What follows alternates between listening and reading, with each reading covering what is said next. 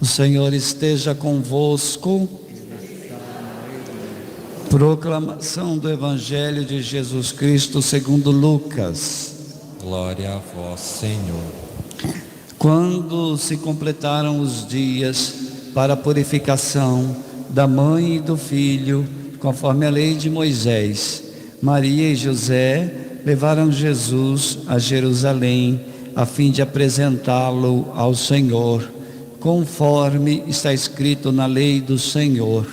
Todo primogênito do sexo masculino deve ser consagrado ao Senhor. Foram também oferecer o sacrifício, um par de rolas ou 2 pombinhos, como está ordenado na lei do Senhor. Em Jerusalém havia um homem chamado Simeão, o qual era justo e piedoso, e esperava a consolação do povo de Israel. O Espírito Santo estava com ele. Ele havia anunciado que não morreria antes de ver o Messias que vem do Senhor. Movido pelo Espírito Santo, Simeão foi ao templo. Quando os pais trouxeram o menino para cumprir o que a lei ordenava, Simeão tomou o menino nos braços e bendisse a Deus. Agora, Senhor, conforme a tua promessa, podes deixar teu servo partir em paz, porque meus olhos viram a tua salvação, que preparaste diante de todos os povos, luz para iluminar as nações e glória do teu povo Israel. O pai e a mãe de Jesus estavam admirados com o que diziam a respeito dele. Simeão os abençoou e disse a Maria, a mãe de Jesus: este menino vai ser causa tanto de queda como de reerguimento para muitos em Israel. Ele será um sinal de contradição. Assim serão revelados os pensamentos de muitos corações. Quanto a ti, uma espada te traspassará a alma. Havia também uma profetisa chamada Ana, filha de Fanuel, da tribo de Áser. Era de idade muito avançada. Quando jovem tinha sido casada e vivera 7 anos com o marido. Depois ficara viúva e agora que já estava com 84 anos, não saía do templo, dia e noite servindo a Deus com jejuns e orações. Ana chegou neste momento e pôs-se a louvar a Deus e a falar do menino a todos os que esperavam a libertação de Jerusalém. Depois de cumprirem tudo conforme a lei do Senhor, voltaram a Galileia para Nazaré, sua cidade. O menino crescia e tornava-se forte e cheio de sabedoria, e a graça de Deus estava com ele. Palavra da salvação. Glória a vós, Senhor. Pode sentar-se.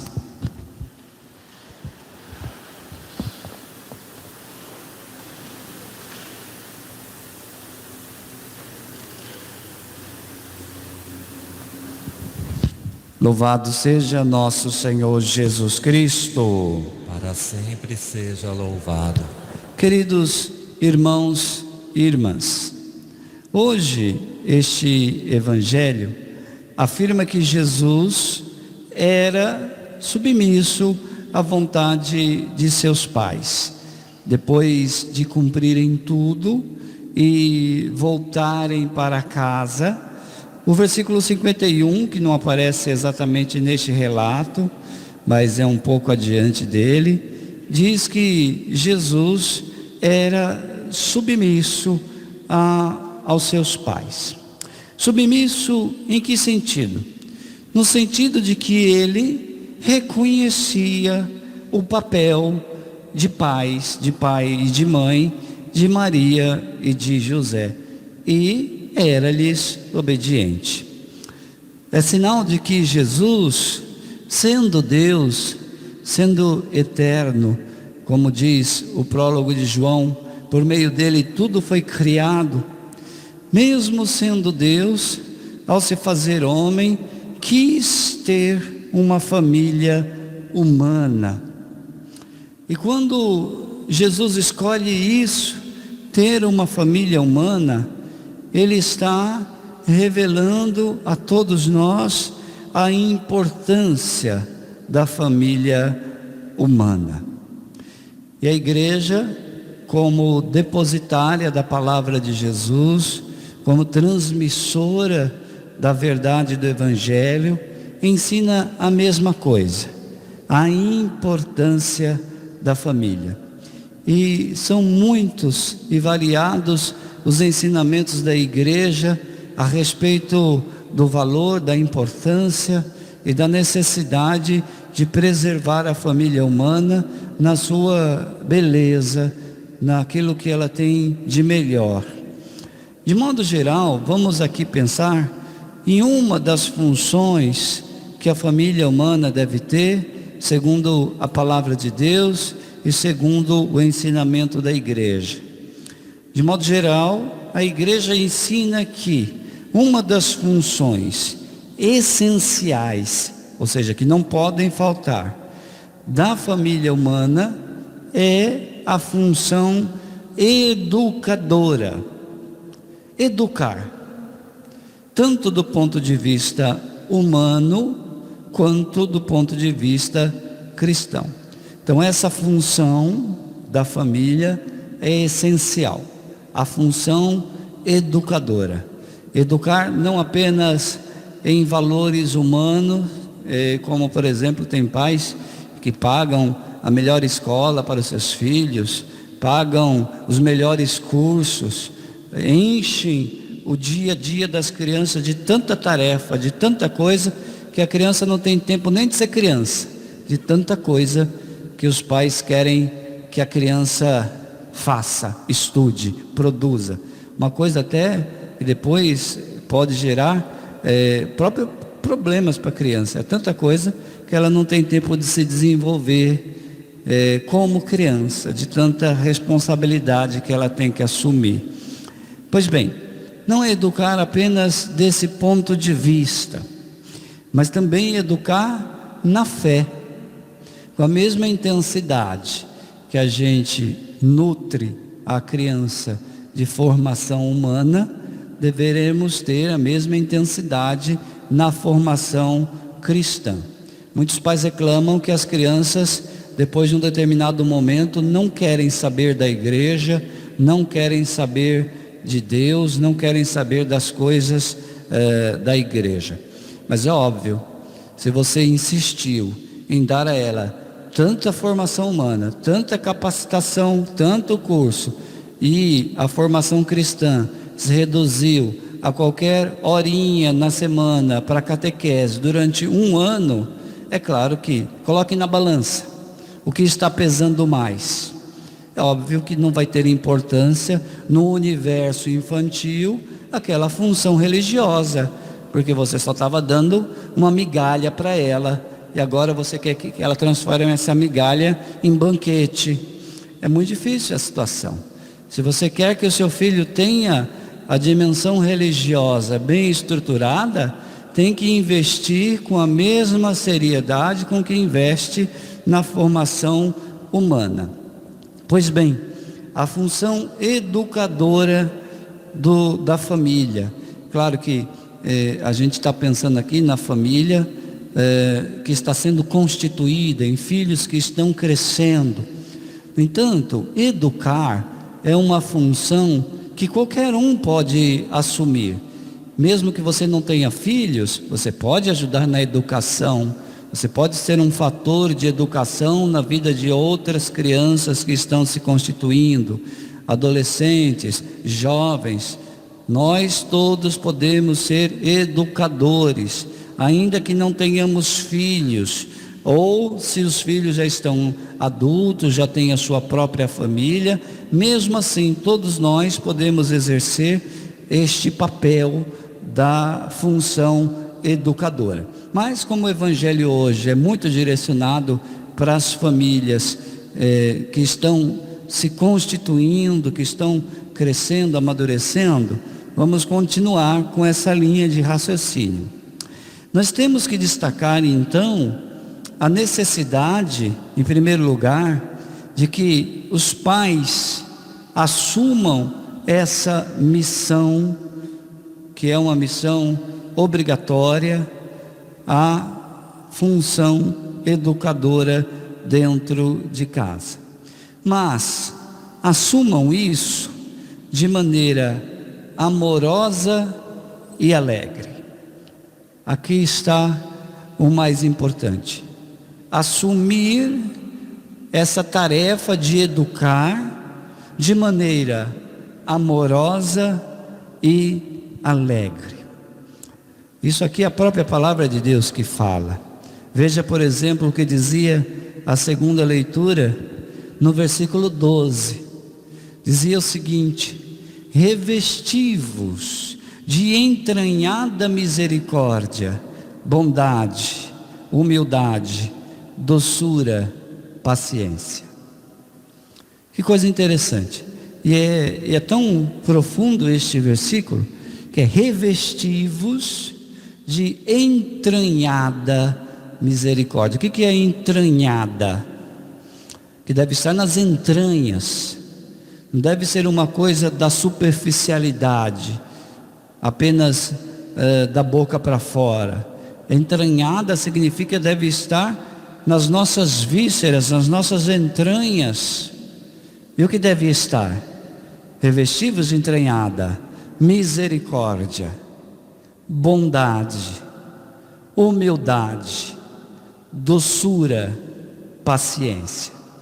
Essas coisas então devem estar presentes na tarefa de educar, seja quem for, mas de modo especial os filhos. É necessário entender que a alegria e a paz e todos os demais valores que a gente deseja dentro da nossa família não é algo que vai vir de fora, que nós vamos conquistar obtendo de fora. Não. Essas coisas brotam de dentro. Isso está dentro da nossa família. Nós podemos conseguir isso, esses valores, sobretudo a alegria e a paz, de dentro da nossa família. Não precisamos ir buscar fora. Mesmo que as circunstâncias materiais em que vivam as famílias sejam miseráveis. Alegria e paz não é só para as famílias que têm bem-estar econômico, financeiro, famílias estruturadas, não. Se um lar não é alegre, não é porque faltem os meios econômicos ou haja doenças, por exemplo. É porque falta o verdadeiro espírito cristão. É porque falta a verdadeira experiência cristã. Entendamos bem isso. A fé pode ser vivida com caridade, com alegria, com paz, mesmo nas situações mais duras. Quando no lar, quando na casa, existe uma vivência cristã, a alegria transborda. Seja no meio da abundância, ou seja na carência, seja na saúde, seja na doença, no prazer ou na dor. Quando se tem uma verdadeira experiência de Jesus, a alegria transborda dentro daquela casa. Quando dentro de casa a fé é vivida assim, o lar é contagiado e os filhos são naturalmente envolvidos nesse clima contagiante. E essa é a melhor experiência evangelizadora possível. Ter o clima que contagia os filhos. Então, se os pais querem atrair os seus filhos para a igreja, se os pais querem atrair os seus filhos para a experiência com Deus, precisam ter atitudes concretas, como estas: expulsar a tristeza. Claro que o filho vai querer ir para a igreja se o pai vive triste, se reclamando, se lamentando da vida. expulsar a tristeza e o pessimismo. Se eu vivo assim, o meu filho vai achar que é uma droga ir para a igreja. Incentivar o otimismo e o bom humor. Se eu vivo assim, aí eu vou atrair. Aí vai ver que é bom, que faz bem. Essas virtudes vão dando ao lar um clima de acolhimento e de paz. A nossa casa vai se transformando, vai ganhando uma atmosfera de aconchegante, de acolhida e de paz. Como dizia novamente a segunda leitura: triunfe em vossos corações a paz de Cristo, para a qual fostes chamados, a fim de formar um único corpo. Imagine que essa palavra está sendo dirigida para a sua casa, para a sua família. Triunfe em vossos corações a paz de Cristo, para a qual foste chamado a fim de formar um único corpo. E sede agradecidos, dizia o versículo bíblico. E agora pense um pouco: como eu posso contribuir para que a minha família viva assim? Eu tenho contribuído? Eu tenho me proposto contribuir para que a minha família atinja este clima? A palavra dizia: suportai-vos uns aos outros e perdoai-vos mutuamente, toda vez que tiverdes queixas contra outrem. Como o Senhor vos perdoou, assim perdoai também vós. Perceba que este versículo usa a expressão toda vez que tiverdes queixa contra o outro. Então o perdão deve ser uma atitude habitual. O perdão deve ser um hábito dentro da família. Ou seja, nós devemos nos esforçar para superar mágoas e o desânimo. Às vezes a gente se desanima, acha que a pessoa não vai mudar, mas antes de querer a mudança do outro, eu devo pensar que eu devo mudar.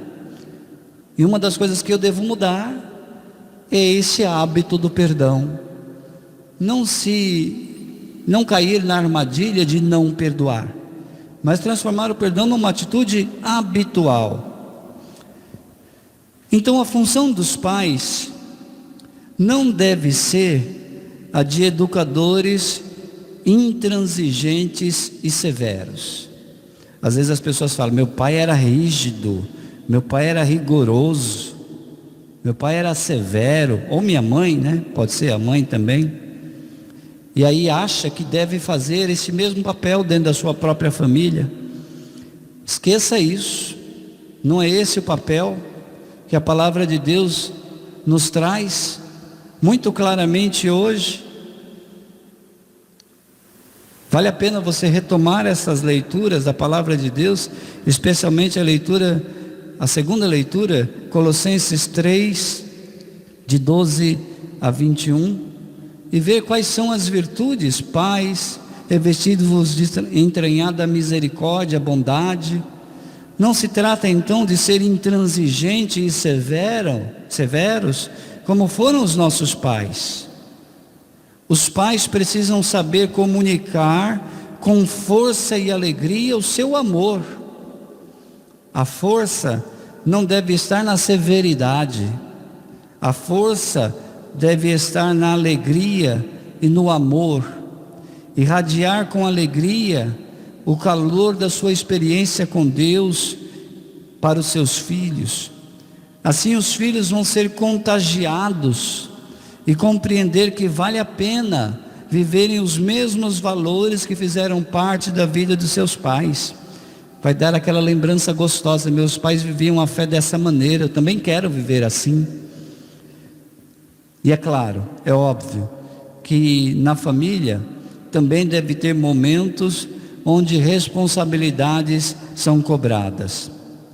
Na verdade, antes de cobrar dos filhos, Os pais devem ser os primeiros a se recordarem de suas responsabilidades, especialmente em relação à transmissão da fé, ou seja, a educação da fé. Os pais têm que ser os primeiros a entenderem que têm essa obrigação. As crianças e os jovens têm o direito de aprender em casa as verdades fundamentais da fé. Ainda que na igreja tenha catequese, ainda que na igreja tenha cursos para preparar para os sacramentos, esses cursos não dispensam de forma nenhuma a obrigação que os pais têm de ensinar a fé cristã aos seus filhos dentro de casa. Não se terceiriza isso. Eu coloco na igreja e já fiz a minha obrigação. Não. A função educadora da família inclui também a função de educar na fé. Os filhos também devem ir aprendendo o senso de responsabilidade e devem ir assumindo aos poucos, conforme amadurecem, responsabilidades com a vida de fé. Uma maneira que ajuda muito aos filhos e também aos adultos é incutir em cada um da família o que chamamos de dízimo do tempo. Nós conhecemos o dízimo como oferta financeira, que literalmente significaria 10%. Mas existe uma coisa também, que é o dízimo do tempo. Ou seja, se eu trabalho 40 horas por semana, construindo as realidades do mundo, eu devo dar um dízimo do meu tempo. E, se eu trabalho 40 horas, 4 horas, eu deveria trabalhar na construção do projeto de Deus, na construção do reino de Deus, nas tarefas da igreja. O mesmo vale para quem não trabalha, mas, por exemplo, estuda. Se eu estudo 40 horas semanais, então, se eu gasto 40 horas com as realidades formativas intelectuais, eu devo gastar 4 horas da minha vida na construção das coisas de Deus, do homem de Deus, do cristão. É o dízimo. Então o filho deve ser educado também a dar o dízimo do seu tempo. Fazer eles verem que eles tiveram tempo para todas as outras coisas. Tiveram tempo para estudar, tiveram tempo para trabalhar, tiveram tempo para passear, para brincar. Agora tem que ter o tempo para Deus. É o dízimo do tempo. Ir educando na mentalidade do dízimo é uma das maneiras que ajuda os filhos a irem assumindo as suas responsabilidades com as coisas de Deus. Os pais também precisam assumir isso, porque senão vai ser estéril. Se você só manda o seu filho, ele vai ver que não serve, porque você manda e não faz. Então não vai servir de exemplo, não vai servir de estímulo. 4 horas seria na semana que nós deveríamos gastar com a construção do reino de Deus. Desse modo, é um grande erro pensar que os pais atentam contra a liberdade dos filhos ao lhes impor uma religião que eles não escolheram.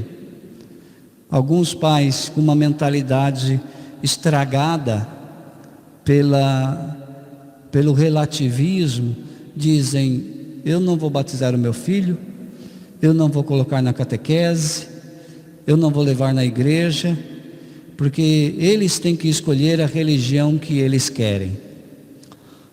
É um erro grave, porque você não faz isso, por exemplo, em relação ao seu filho tomar banho. Você deixa o seu filho escolher quando ele quer tomar banho? Ou deixa o seu filho escolher quando ele quer comer? Você está atentando contra a liberdade dos seus filhos quando você manda ele tomar banho? quando você obriga ele a comer, é um atentado contra a liberdade deles? Não. Da mesma maneira, não é um atentado contra a liberdade dos filhos impor uma religião que é a sua, que você concorda que é a melhor para você e deve ser a melhor para ele. Portanto, os filhos poderão um dia até decidir, só que mais tarde, quando forem maiores, aí eles poderão escolher qual será a opção religiosa deles. Mas enquanto estão sob a responsabilidade dos pais, devem ser incentivados a adquirir a formação que os pais julgam ser a melhor para eles. Então, são muitas as influências negativas, cada vez mais fortes, que os filhos sofrem nos ambientes fora do lar. Por isso os pais têm que ser firmes, têm que ser claros e decididos, têm que ser corajosos e motivar e insistir que seus filhos estejam numa comunidade de fé.